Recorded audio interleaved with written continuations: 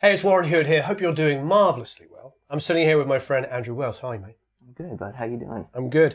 Now, this is a new studio for you. Yes, moved in all of 2 days ago. 2 whopping days ago. Excuse the mess and all of that, but yeah. Now, we've known each other for 3, 4 years? Maybe longer, 4.5. 4.5. Yeah. And you were, I don't want to give away your tender years, but you were definitely a teenager in those days. I was definitely a teenager in those days, and I actually owe you a thank you. Oh, you do? Live on camera. I mean, you did pay me to say this, and did I? have no problem saying that, but introducing me to my good buddy, Andrew Watt, right. And kind of this guy threw me into the touring game as a guitar player, and right. Now helped me out with the production. Well, wonderful. Yeah. Now, you built a studio over here in the last couple of days. Yes, in the last couple of days. I wanted to come over here because 2 things. I respect you as an artist and a musician and a producer. You're young, and 90% of the people watching this stuff are in a game where they're trying to understand how do you get into this, especially, you know, at your age. What's your journey? How did you get here? I mean, I don't know how I feel about saying this and preaching to the other young people out there, but I dropped out of high school to pursue touring. Not that that's what you should all do, but kind of being a producer was always the goal, and seeing guys like you do it is always the dream of being able to go to work and like write songs and make music every day. But it really started after just kind of interning in studios around town and hitting up anybody and everybody that would like listen to me, you know? Yeah, I think that's a big reason why I wanted to talk to you as well, because I don't know how to explain it. You can probably explain it better. When you approached me on a business level because you had a band. Yes. You had a band and you wanted me to mix a song. Yeah. You weren't like, hey, and we did it cheap, obviously. Yeah. But it was paid. Yeah. It was very professional. You approached me in a professional manner. The song was great. The guitar playing was great. And I was just impressed. And the whole band came down and we recalled the mix. And it just felt like, this feels good. These guys are genuine. Yeah, it's just a level of, and I think it all has to be calculated to a certain extent, that knowing like you work on a lot of great projects and this is someone I want to build a relationship with.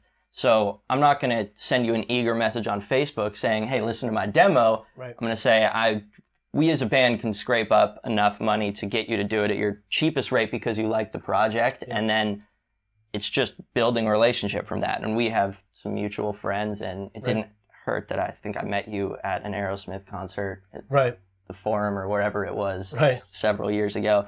But yeah, I think it's really being smart in the way that you approach people. I think is ultimately what it is. Like the amount of people as a musical director that hit me up just saying like, hey bro, I play guitar, can you call me for a tour? It's like that, like, no, because I don't know you. Yep. Yeah, it's a different story if you approach it being like, hey Warren, I'd love to get coffee with you and ask you some questions. Sure. And that's like, I believe you'd answer it a little differently than if I said, Warren, can I give you my demo? Sure. Give me a break. Yeah, it's a tough one because, you know, I'm always hesitant to recommend anybody unless I really, really know them. Yeah. And when Flynn wanted somebody to be a guitar player, I recommended you. You know, obviously Andrew, I recommended you. Yeah. The point is like, that is because I trust you. I know you're talented, but most importantly, I just knew you weren't going to screw the gig up. Yeah, that's ultimately what it is. It's really the bottom line. We can have a philosophical conversation about this stuff. Yeah. But ultimately, you have to feel like it's okay to recommend somebody, because you don't, even if you weren't a great guitar player, you are, but even if you were just like a mid-level this or whatever, what's the most important thing? You're not going to make me look bad. You're going to show up professionally. That's all it is. It's like, be on time, do a good enough job. Because my theory about especially touring is everybody that, at least in the circle of people doing it, everyone's good enough. Everyone can like play the gig. But it's, if you're going to show up and like be a good hang and just not make me look bad. That's like all it is. That's a great point, because how many of us, when we're up and coming, like watch TV and we see a guy strumming C and G and be like, why is that not me? I could do that. Yeah, exactly. I remember that's what I was like when I was like learning Eddie Van Halen licks, being like, oh, I'm going to slum it in pop music one day. And because anybody could do that. And it's like, a lot of people can, but there's a reason the same guys get called over and over again for the biggest gigs. And that's because they're going to show up, not only are they better guitar players than any of us, but they like are going to have a good attitude and people want to hang with them. Yeah, you know? I always think of Tim Pierce and Victor Andrizzo, these two musicians that they always bring just a lightness to the session. Yeah, Sean you Hurley, want to be in a room with these people, and that's like the Aaron Sterlings and these dudes who are doing everything. There's a reason why, you know. Yeah, it's just being able to hang and bring something. So, but number one, don't screw it up. Don't screw it up. Don't make us look bad. That's all it. That's all it is. That's going to be like there's going to be 1,000 quotes now, and I'm almost inviting them. So tell me a little bit about the studio setup, because this is this is what, your third studio setup you've had? This is this is about number 3. The last studio I was in was like this crusty old place on Vose Street in North Hollywood, deep in it, and it was actually one of Dr. Dre's studios in the 90s, and I loved it there, but as the projects I'm working on progress and budgets increase, it was time. I found this beautiful studio, and it was time to move into it and kind of up the game.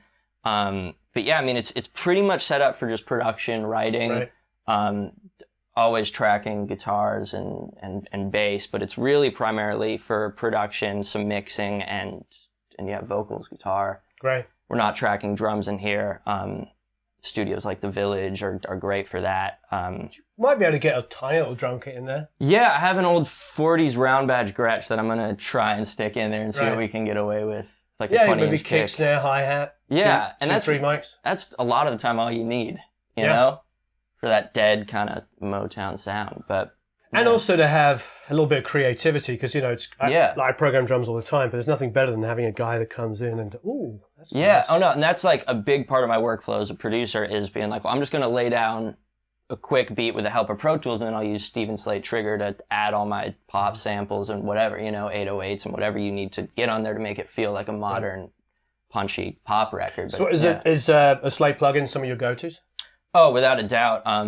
FGX always on the stereo bus. It's incredible. It's like L2 on crack, like it can do anything. And then Trigger is like really all my drum programming. Nice. Because I come from the world of miking up a drum kit, I want to program my drums with a kick track, a snare track, a hat track, so I can process each differently, and Trigger just makes that possible. Nice. I've been stuck on Addicted for a long time, and I do have it from Steven, so I got to start trying it out. You should. It changed my workflow entirely, and that you can pitch each sample and put up to I think like 8 or 9 in there on each track. It's crazy. Right. It makes life fun. So you're doing a lot of production work that way, and then when the budget allows, you're going into other rooms and cutting drums? Yeah, I've been doing a few projects for the label Psycho, and they've been, kind enough to have me at Studio D in the Village, and that's the room I ask for every time, and I have yet to hear a drum kit sound bad over there. And it's really, and there are enough studios even like down the street from here. My buddy Cassidy Turbin, who does all of Beck's stuff, has a great studio that's just down the street, and he'll play drums on it, and it'll take all of an hour, and I'll leave with a great sounding drum track. So it's nice. There is a sense of Nashville here if you look for it, in that there are a lot of people that have incredible studios in their house and will play and are great musicians and producers. Yeah. I just interviewed Blair Sinter, and his whole studio is probably about the size of this. Yeah. With a drum kit in it. That's insane. And he has a mono overhead and like a little. I love it. And if he's not making a record at Sunset or whatever, he's at home doing it. It works. It really, you can get away with a lot. One mono overhead and a kick and snare. And I spent a lot of time working at what Sound City is now under the producer Kevin Augunas over there. And a lot of the way he works is mono overhead, a kick, and a snare. And Yeah. I did a couple records over there. I did a Hot Heat record over there. That's so sick. And that song, Stuck in the Middle of Nowhere, that is, I'd have to ask Dave Stardy again. I think we used 2 mics on the drums. We have one low in front, because there was this little side room, which is fully carpeted. Yeah. And I think Kevin pulled the carpet out, but it was like this 70s shag pile, like really long I remember carpet. hearing about that. And they may have had it on the walls in the ceiling. It was like one of those kind of rooms you walk in and go, yep, this was done in the 70s. Yeah. And we just stuck the kit in there and put one low down in front of the kick and then one over so it picked up the rest of the drums. Yeah. And you just did that. Yeah. A kind of trashy drum sound. Yeah. 2 That's mics. right. And then throw an 1176 on it and just smash it, and you have like the biggest drum sound ever. You know? Yeah, wonderful. And we Yeah. slammed it to tape and then put it back into Pro Tools. Very time consuming thing. We did that with the Thrills album, with the Heart Heat album, and you've got like 11, and Dave doesn't like tracking to clicks. Yeah. So he would dump all of that into Pro Tools and then give me notes. And it would be like what he liked of this take, what he liked of that take, and then I would assemble it. And songs would be like going like this. That's insane. I can't imagine working like that. Growing up in the Pro Tools era, can't even fathom. Well, it was like 2004. Yeah. So it was still, most people actually were fully on Pro Tools by that point. I'd started making records on tape, and then by the late 90s, it was the tape dump over. But Dave's whole thing is like, he thinks like it's on tape. Yeah. But he makes it on Pro Tools.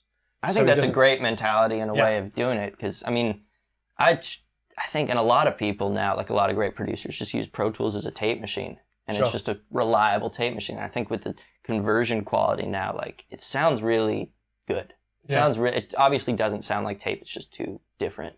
Right. You know, and especially working with Kevin and working under his engineer Gavin over there, like they use tape every day, and and with Clasp, I know you use that some, and there's so much flexibility there. Yeah. Which is like, it's crazy that we're at that point now. Definitely. Let's check out what you got. Yes. Great. So look, first thing, you have a Pro Control. I do have a Pro Control. Like, it's 2007. I do have a Pro Control, and it's just, I use it primarily for the talkback. And the headphone routing, it just makes it so much easier to be able to hit that and talk to the artist. What a great quote. I use it primarily for the talkback. For the one button in the... Oh my God, yeah, there's so many I think Avid other are going to things give you free shit for the rest of your life now. Because I would be shocked if they don't. Yeah, I mean... Avid, please. The talkback revolutionary feature. Incredible. Do you use the faders to mix? Or do you do it all... I do occasionally for reverb throws and fader rides. I will, because it's just so much more intuitive to do that rather than draw it in. Yeah, but it's and it honestly just helps me to like see the physical mix move and as the song goes. But yeah, I mean, it's again primarily for this revolutionary feature called the talkback. Are you using play and recording here, or are you just hitting 3 on it? Always hitting. I mean, it's just. And it's also, there is something more impressive about walking into a room and seeing an SSL or some, rather than, and I don't know, I feel like I'm always going to be gravitating to some kind of control surface, because it's like, it just feels cooler than sitting at a desk with a mouse. And I mean, you have a giant SSL. I suppose ultimately you could have a MKII big knob and a fader port. Yeah. Because in a fader port like $100 and you can do the, Yeah, seriously. And that's like, you can achieve the same thing at home spending $200. Right. And it's I think it's, for me now, it's what you want. Yeah. You know, what do you want? Obviously, number one, what do you want? But secondly, what are you used to? Yeah. For me, it's going to be difficult to completely move away from a control surface. But I can see it in my future. Really? Yeah, I mean, it's the recallability of everything is the biggest deal for me. Yeah. You know, everything's going through an SSL, and it's 80s and 90s idea of what's recallable. Yeah. But it never comes back exactly the same. No. It's just a reality. Where this world comes back exactly the same. Yeah, and I think plugins are at a point where, especially with the UAD stuff, you can get it sounding really good. So you're using UAD? Yes, that's really what changed everything and made me sell all the compressors I'd purchased a while ago from touring and all that, because being able to compare an old like Rev D or Rev F 1176 and compare it to like the blue stripe in the box that UAD makes, and preferring that was ultimately like when everything changed. And I've seen so many big mixers pulling up their mix sessions. It's all UAD, or a lot of times stock Pro Tool stuff is pretty decent too. Yep. But the UAD stuff was definitely game changing. The URS stuff, I don't know if you've messed with that at all. No, I've heard great things. Yeah, they make some awesome EQs. The wave stuff is cool. I think I definitely hear a difference in sound between the UAD to the waves. Right. But they make some great stuff. I mean, I've used waves for years. I will say everybody I know that respects that has an SSL will say the UAD SSL is like pretty darn close. Yeah. And I didn't grow up in the generation of using big SSLs. I grew up in the generation of working at Westlake and there being 2 faders up on an SSL and that's it ever. So it's really to be able to, for everybody to be able to have an SSL channel strip on every track is like, it's invaluable, you know? Yeah, for about the same price to spend one day in an SSL studio. Exactly. You can have it forever. So you got focals over here, I see? Yeah, I love those. I've been using them for the past 2.5 years, I believe, and it's the only monitor I've found where I can play it in my car, play it on a laptop, and the mix is effectively the same. Nice. You know, and it's all, it's with monitors, it's really just what you know. I know Jakir King uses like Rocket 5s that you can get on Craigslist for $200. Sure. But it's just about what you know, and luckily these, for me, are really kind of transparent, and it's accurate. And that's all I look for in monitors. Yeah, I agree. It is definitely what you knew. I mean, I grew up using these. Yeah. I don't really use them much anymore. I'm so just in my Genelecs. So that's what I know. But do you use them often? I do. It's more to check the mix than it to just to play back and be like, is the vocal to music ratio, that level, like the same on both? And that's really what I go to. I mean, you don't use it to check the 808 sub? Oh, that's all I use it for. And my trap hats, you know me, Warren. You know me. But I actually bought these for $40 from a company that rents equipment to like TV shows, and they're just so banged up that they couldn't send them to the Oscars anymore. That $40, $40. Next time you see a pair for $40 and you don't need them, will you call me? Yeah. Will you call me? Wow, that's great. Of course, yeah. And then a couple of monitors. So do you like keeping the screens separate like that?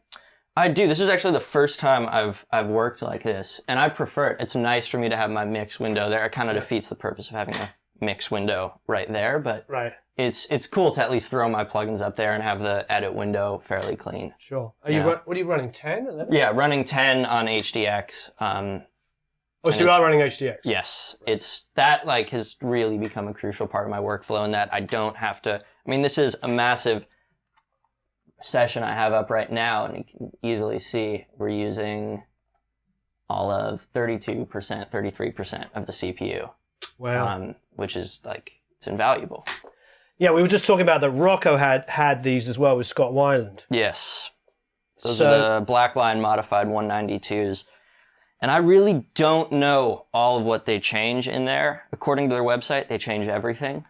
But I'm really skeptical with these kinds of things, and I notice a distinct difference between those and the new Avid ones are great, but there's still something that I feel like I'm missing when I'm not using these. Well, Barry over at Radar has a lot of very strong opinions on this stuff, and one of Barry's things is, he's honest, he says that everybody uses the same chip for the conversion.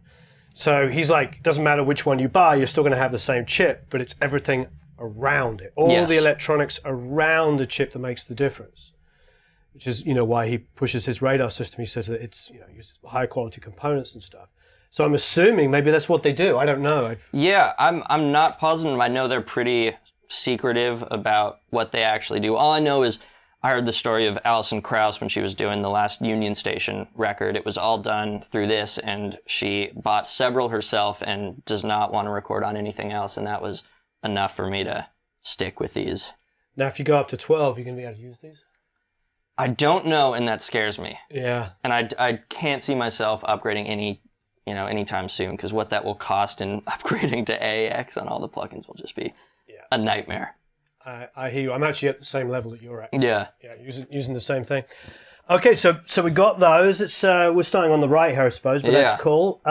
First thing is the 737. Are you using that one much? I've never used that once, and I don't think I ever will. I don't even think it works anymore. One day we just powered up the racks and it stopped working. I used to have a pair from Dave Jordan. He gave them to me to use, and he said that he used them on guitars, on electrics. And so I tried them out, and I think and everybody's going to have a different opinion, so it's just my opinion based on his, and Dave Jordan's obviously a lot smarter than us. He used it to compress lightly a guitar bus, but he loved the EQ. So I started using the EQs on electric guitars because it doesn't color the sound too much, but what it does do, like a Manley, like a Verimue, is kind of feel like it's folding the top end into the mix a little bit. But I love Verimues, so I suppose in a perfect world, I don't have a Verimue, I'd use that. But yeah, It's kind of the sound of that like 90s pop R&B vocal. Right. And I don't know that I have much use for it. Right. Because I have a couple other pre's that I love so much more. What's this underneath? What's the PS2? That's actually, it was a pre, it's a piece of gear that the mixer Mike Shipley gave me a while ago. And it was built for Joe Perry, as a matter of fact. And it's a DI that sounds ridiculous. I've never heard anything do what it can do, especially on bass. I use it for exclusively. It kind of makes everything sound a little bit more like a P bass with the hollowed out mid-range. Mm-hmm. And I love it. It's great. It just kind of lives on the bass chain. Oh, wow. I'll have to ask Joe about that. That's great. Yeah, I'd be interested to hear what he knows or remembers. Well, his studio, the Boneyard, is the, I'm sure Harry's told you, is one of the best equipped studios I've ever seen in my life. Yeah. You go in there and you're like, oh, you've got this 70s Neve with that. It's just everything you want. Yeah. He's a man of taste. And the Germaniurn Chandler here. Yeah, I used it a lot on kick when I was at my old studio. Bass, it's also great at if I want like a subbier, kind of thumpier thing with that. I know it has the thick button right there. Yeah, and that on the bass can do some crazy stuff with sub frequencies, especially for key bass. It's great. Are you using a Transient Designer on your mix at all, or are you just using plugins? Actually am using it on a lot. There's a difference. That's one of the plugins where I think the UAD doesn't really, nail it like the hardware does. And it's a super affordable piece of gear. I'd definitely recommend anybody who's doing a lot of work with live drums to get it, because you can just do crazy things with drums. I love how you can control your kick and snare. What do you use it on? I use a kick, snare, and toms. I have exactly the same one. I go kick, snare, rack and floor. Yeah, it's great, and I just use it as a hardware insert. So, and the settings generally live in the same places, so recall isn't too much of an issue. Yeah, you start getting really carried away on your snare, EQ, compress, blah blah blah, and before you know it, your snare's kind of and you're like, what happened? And then you come back in like, oh, more attack, reduce the sustain. I mean, it's dumb, but it does the job. Attack, sustain. I mean, there's nothing like it. Yeah, nothing like it. I agree. Great. But that really is the sound of the 90s. That's that kind of kind of that, and an SSL compression and EQ together is like anything Chris mixed in like mid late 90s up through the mid 2000s. You just hear it. You know what I mean? So Distressors, best compressor of all time. Yeah, I think it is definitely the most flexible compressor ever made. I get a little afraid recommending it to people sometimes because you can really destroy your signal if you don't know what you're doing. Oh, absolutely. I think it's a little harder to destroy than an 1176, so I usually recommend people try even the cheaper warm audio 1176s. I think are really good. Yeah, very good value for money. But yes, you're right. The Distressor is, if you want a 160, you can feel like a 160. If you want an 1176, it's unbelievable. On drum bus, it's incredible. It's my go-to for vocal, guitar, bass. Really can do just about anything, as you said. Yeah, it's just one of those things I'm always a little scared about to recommend to people on the way in. Yes. Because everybody loves the nuke function. It sounds great on everything. Yes.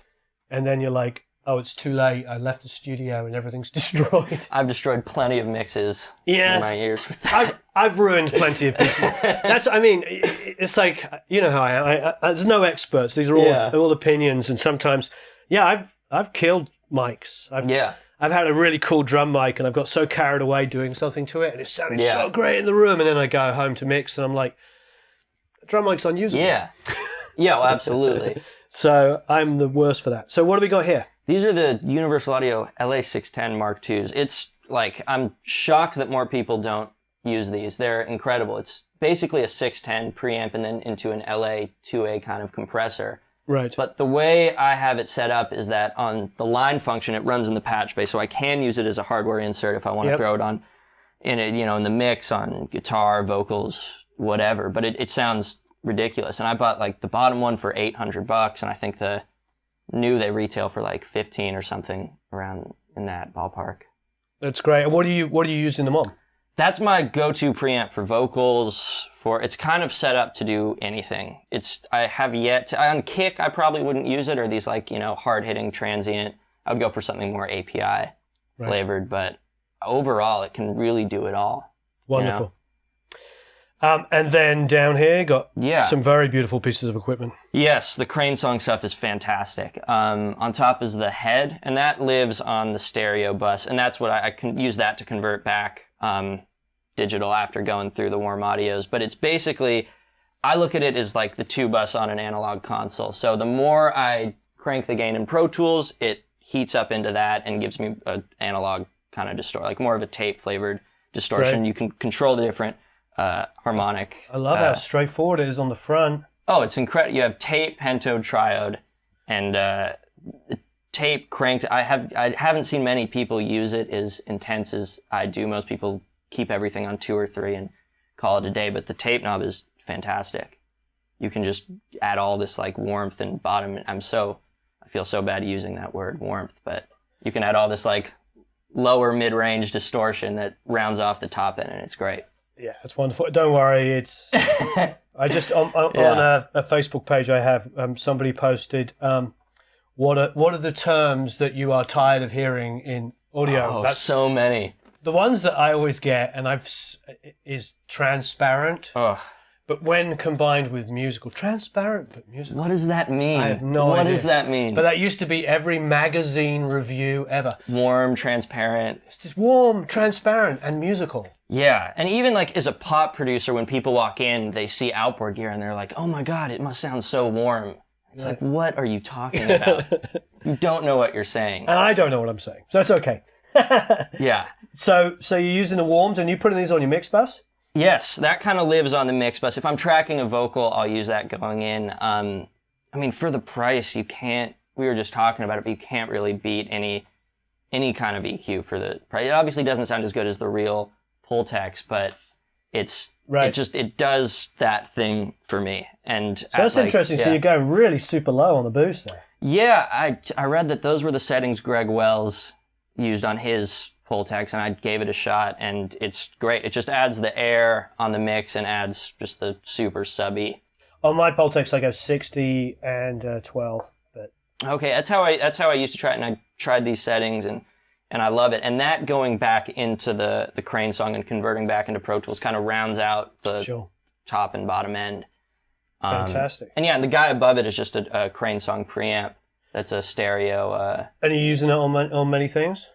Guitar is great. Vocals, if it's a thinner, more brittle sounding vocal, there's an iron setting on there that really kind of fattens things up. Really warms it up.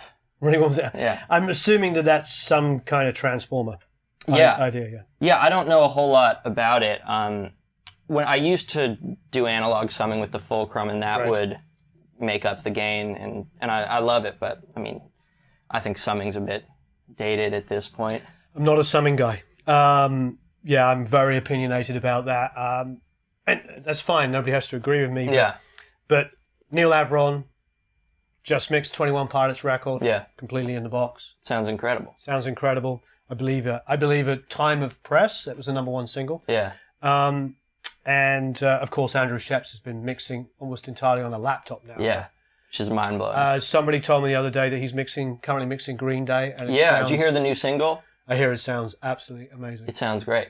Yeah. And it's on a laptop. It's on a laptop. Like, now there's no excuse for, I think summing is, I have a very low opinion of it, but I think that, but again, if your workflow and the way that you work requires that's a different thing altogether. Absolutely. I just don't like it if somebody's trying to sell something to a beginner or somebody up and coming, because I think that's the point of why I do why we do this YouTube channel, is to just kind of take away some of the dogma. Because I know what you've just said to me is like, you've got this on the bus. Yeah.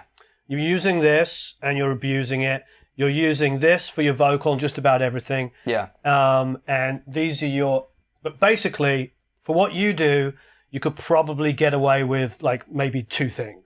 Oh, absolutely. I could get away with none of this. Yeah. The UAD stuff is so great. It's more just to have fun turning a knob, you know? Exactly. I think it's important because, I was talking about this the other day. It's like if I had to change something on my car that broke and I went to a video on YouTube and read some of the comments, I would give up thinking that I wasn't qualified changing it, because people would be like, well, you didn't do that, and the cue didn't boost it. And it's like... Totally. And so I want to get rid of the dogma, but I love good equipment. I do like... I've never actually used one of these, but I do love... You should give it a shot. I'll give it a shot, yeah. And yeah, and they're a great company, so why not? And the Crane song is considered by many people to be some of the best stuff out there. So again, haven't used it either. All right, Yeah. let's move on. So you got some guitar stuff up here. Yeah, I track a lot of guitars. The Jet City on the bottom is, I don't know, do you know much about the I have Jet a City couple of guys? friends. Yeah, I know that Tim Pierce has one of these in his arsenal. I think he has everything. Yeah, it's like an overseas built Soldano, effectively. And it's great. For the higher gain stuff, that's always the go-to. Right. Which is a lot in pop music now. Sure. You'll hear like just a really crunchy electric guitar kind of doubling the synths in the back. Right. Even if you don't know that it's a guitar, generally there's Sure. guitar in there. This supersonic kind of does everything. And presume it's affordable. Yes, very affordable. I think I bought that one for $500, $600. Oh, I like that price. And if you're talking about Soldano, it's like, it doesn't come close, you know? Yeah, no, that's great. Did you buy it used or new? New, and I toured with it for several years. Wow. Yeah. That's awesome. Then the supersonic above? Yeah, this kind of does it all. It does, I really just keep it on the clean channel here. Anyone that's used this knows how good it is.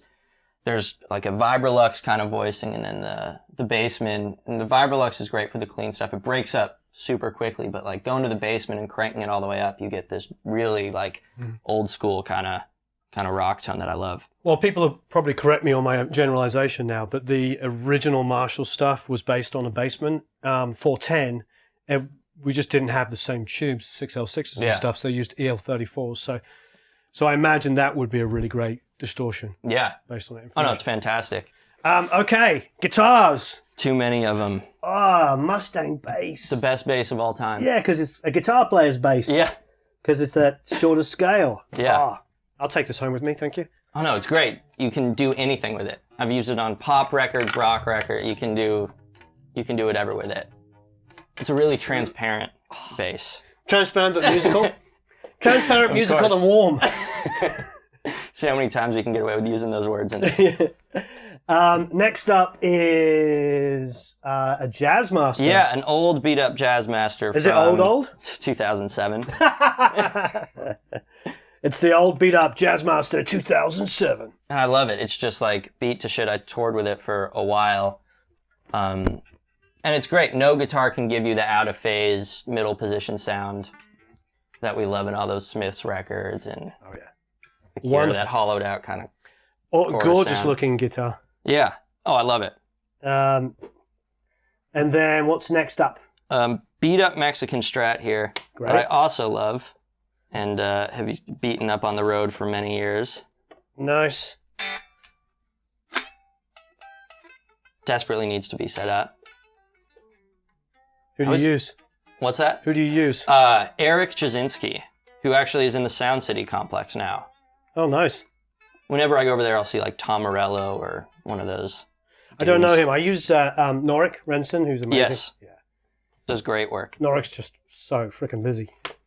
Look at that. Yeah. Is that TV yellow? Nice. TV yellow. It's actually the Billy Joe Armstrong signature reissue of these, and I love those. I collect them. I have like 4 or 5 of his signature guitars now because they're the only reissues I've found that are like pretty dead on with the 50s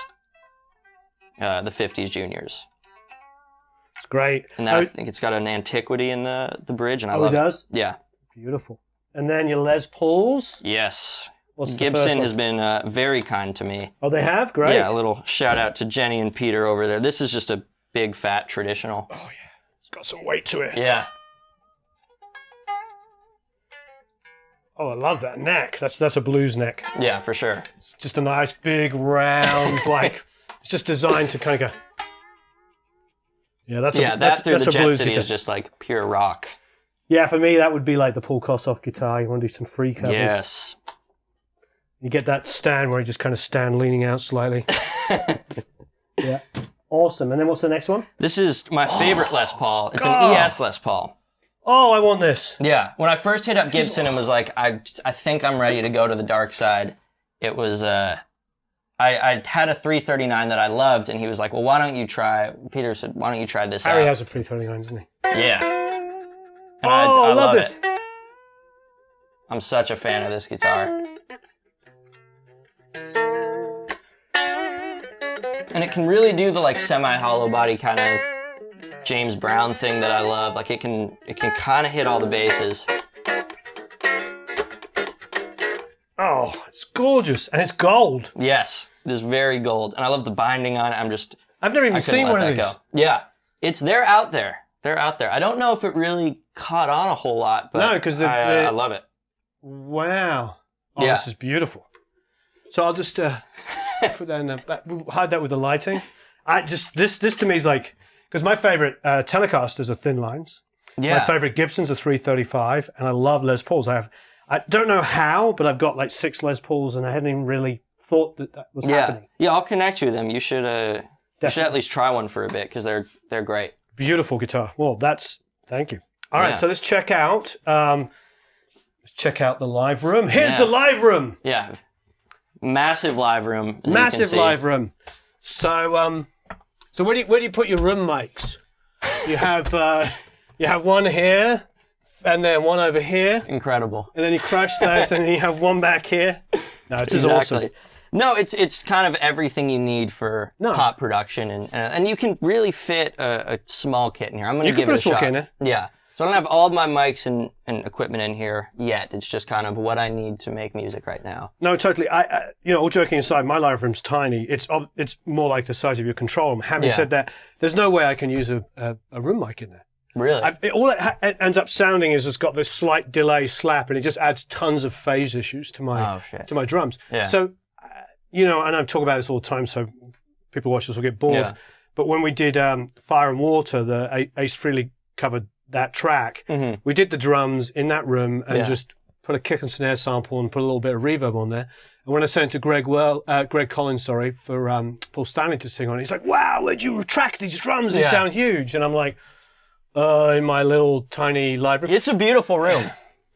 But the point is like, it's not about me. It's about the fact that I bet you if you put a kick and snare in here and you got just enough separation and then you mixed it in the right way with maybe a big kick and snare sample. Yeah.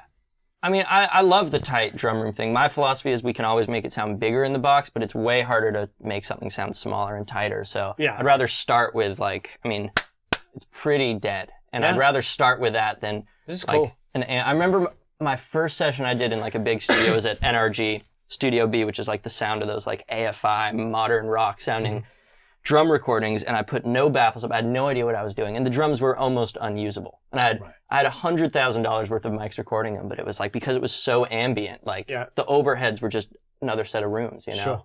And in this, it's pretty hard to fall into that. I'm about to go to do an event at NRG in a couple of months.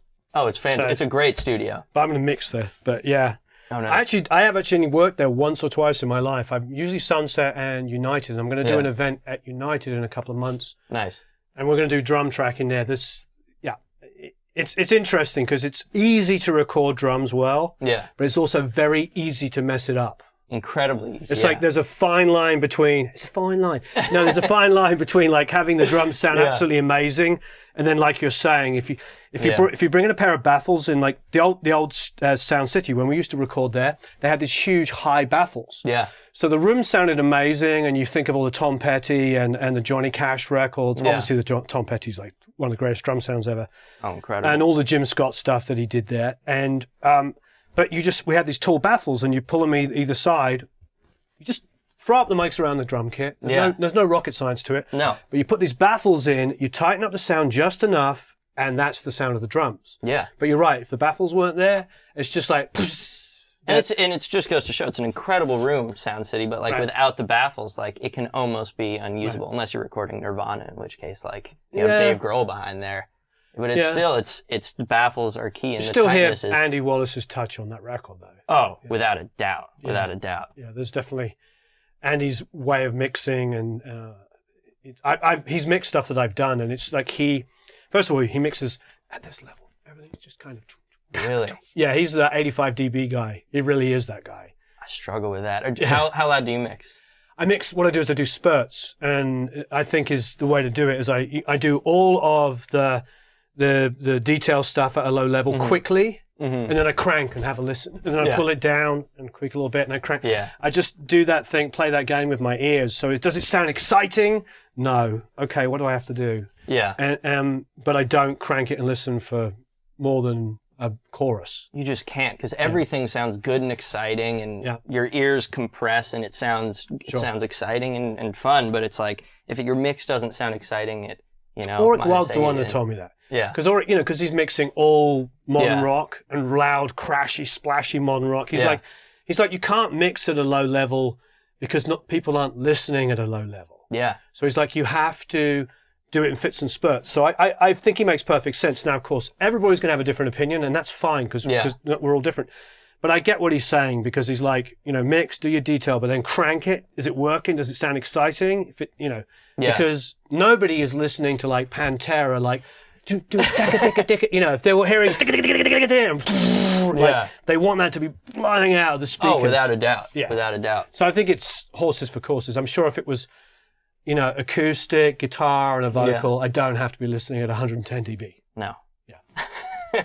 Logic, I think. Isn't this all kind of Logic? Okay, SM-7. Yeah, a really underrated vocal mic. It's kind of known for being the underrated vocal mic at this point, but my main mic these days is a Bach 251 that is just phenomenal. I read that Justin Meldal Johnson used it on the latest Paramore record, and I loved that vocal sound. Right. So I grabbed one, and it's fantastic, but I'll often put that one away to use this. And it's like, it's another one of those, you can buy it for, I think, like a couple $100. And it can give you that, like, really high quality thing that, I forget all the guys that used it, but I think Michael Jackson used it at one point, Anthony Kiedis. I think every singer has gone through it. A lot of, I think the first Rage albums are 58. Really? I think they're 58 or 57. It really, what works. Yeah. What works. But I know a lot of guys have one of these. I was just over at Taylor Locke's place a couple of months ago, and he has an SM-7, he uses on everything. So I definitely recommend that for people who are on a budget and want that. It was the first mic I got, and I love it. And then just a 57 on a guitar cap there. Nice. Yeah, this is a WhiteBox. It's the same guy that makes the Jet City stuff, my buddy Doug over there. And this one actually was Keith Urban's guitar player for a long time. It was his, and it's got vintage 30s in it and just sounds ridiculous. How much did you pay for that? Luckily, that one was a gift. Oh, I need to make some good friends. Oh, he's just the best. He's way too good to me. Right. But I love it. It's been through bass, that Supersonic is really all I use for a bass amp, and that into this, and it just sounds massive. Nice. And with the plugins we have available now, even just like on Waves, I still use the R-Bass. Oh, it's a great plugin. Just pull it up. It's a classic. It makes life. And if you've got a nice, clean, well-recorded DI. Oh, yeah. These days you don't need a lot more. No, SansAmp is the best plugin ever invented. The best Chad Blake mixes records with SansAmp. Yeah, I love SansAmp. It's the best. I remember when you were mixing that track for the band I was playing, and I saw SansAmp a bunch on there. I think the bass, you just ditched the bass amp, and the bass tone sounded insane. Right. And I looked over, and it was like a SansAmp or something. Yeah, it's the most generic thing. Yeah. And that and Decapitator is pretty special. Dude, that's on every track of mine. Sound toys in general, Echo Boy I don't think has been beaten. Maybe there are other ones, but Echo Boy is like such a go-to. Yeah. I used to love Echo Farm and Amp Farm. What happened to Amp Farm? It sounded... Where did it go? I don't know, because the thing about it is on its own, it sounded really brittle. Yeah. But blended with real tones. Dave Jordan was the first one to show me that. Offspring record, the Americana, massive guitars. Yeah. That's real, like a Marshall with a 57, blended with an Amp Farm. I remember you were the first one that told me about doing that and blending the DI in, and I've been doing it for years. It's great. It gets absolutely massive. Well, I stole it from Dave Jordan. All right, mate. Thank you ever so much. Of course. Thank you for coming by. I'm, really happy you got this space and you're going to sort of keep rocking and creating rock and roll hysteria. Trying to keep rock and roll alive in pop music. That's the dream. So please, as ever, leave a bunch of questions and comments below. Do you have your own YouTube channel? I don't. You have a Gmail and a Google account? I do. You should launch one. I'll do it. Show me how and I'll give you that guitar. Did you hear that? Show me how and I'll give you that guitar on camera. Maybe I can rope you into answering some questions below and stuff. Yeah, let's do it. Yeah. Marvelous. So thank you ever so much for watching. Have a marvelous time recording and mixing, and we'll see you again soon.